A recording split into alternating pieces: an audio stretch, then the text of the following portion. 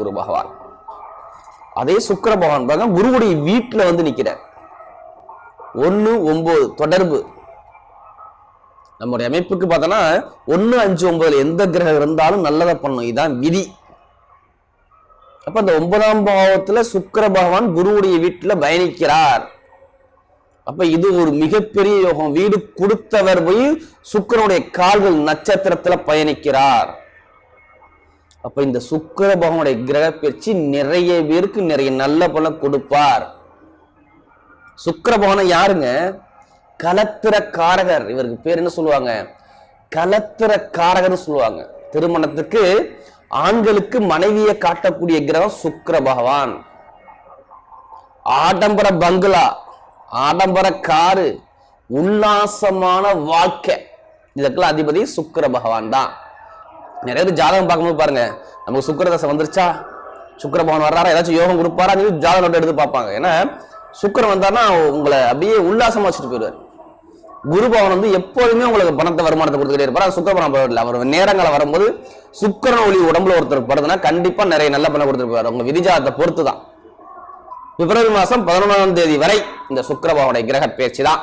அன்பார்ந்த மேசராசி என்பர்களே, முருக பெருமான கடவுளா கொண்ட மேசராசி என்பர்களே, இதிலேயுமே தைரிய குணம் கொண்ட மேசராசி என்பர்களே, தன்னம்பிக்கை விடாத மேசராசி என்பர்களே, விடாமுயற்சி எடுத்து வெற்றியை பார்க்கக்கூடிய மேசராசி என்பர்களே, தனக்கென ஒரு தனி வழியில போகக்கூடிய மேசராசி என்பர்களே, இவ்வளவுக்கு மேசராசி பொருந்து வருது. எவ்வளவு ஒரு துன்பம் வந்தாலும் சரி எகிரி நின்று ஜெயிக்கக்கூடிய திறமை மேசராசிக்கு மட்டும் உண்டுங்க. இவர் தன்னம்பிக்கையை விடவே மாட்டார். எது வந்தாலும் நம்ம ஜெயிக்கணும் அப்படிங்கிற பிறந்தவர் மேசராசிக்காரா தான். ஜெயிக்க பிறந்தவர், வாழ்க்கையை வாழ பிறந்தவர், துன்பத்தை அப்படியே இன்பம் மாற்றக்கூடிய தன்மை மேசராசிக்கு உண்டு. இவருடைய எண்ணங்கள் எல்லாமே ஃபாஸ்டா இருக்கும், வேகத்தன்மையா இருப்பார், வேகமான குணம் இருக்கும்.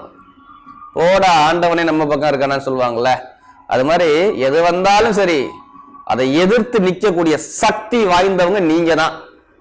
எதிர்த்து நிக்கணும். மேசராசியை பிறந்தா யாராலும் எதிர்த்து நிக்கணும். இதான் உங்களுடைய ராசிக்கு பலம். துன்பம் வந்துச்சுன்னு சொல்லி ஓடி ஒளிய கூடாது, நின்று அடிக்கணும். எது வந்தாலும் நம்ம பார்த்துக்கலாங்கிறது தைரிய குணம் உங்களுக்கு வேணும். இன்னைக்குள்ள தைரிய குணத்தை வச்சுக்கோங்க உங்களுக்கு. ஏன்னா உங்க ராசி அதிபதி உச்சமாக போற. ஏன் இந்த வார்த்தையை நான் சொல்றேன்? மேசராசிக்கு நீங்க தைரியமா வர போறீங்க காட்டுறாரு. அதான் அதனால நீங்க தைரியமா இருக்கணும். எது வந்தாலும் சரி நம்ம நின்று ஜெயிக்கலாம் அப்படிங்கிற நம்பிக்கை உங்க உடம்புக்குள்ள வரணும். இது வரும். இந்த சுக்கிர பகவானுடைய கிரக பேச்சுல மேசராசிக்கு வந்தே தீரும். உங்களுக்கு அதிபதி யாரு? செவ்வாய் பகவான். அதுக்கு யாரு அதிபதி? யாரு? முருகபெருமான். வெற்றிவேல் முருகா அப்படின்னு சொல்லுவாங்கல்ல, அரோகரான். அது மாதிரி முருகபெருமான் உங்களுக்கு பக்கா பலமா இருப்பாரு. அவர் போய் உச்சமாக போறாரு, பாத்துக்குங்க. அப்ப நீங்க எல்லாமே ஒரு உச்சமாக போறீங்க. எது வந்தாலும் சரி இனிமே தைரிய குணம் உங்களுக்கு இருக்க போகுது.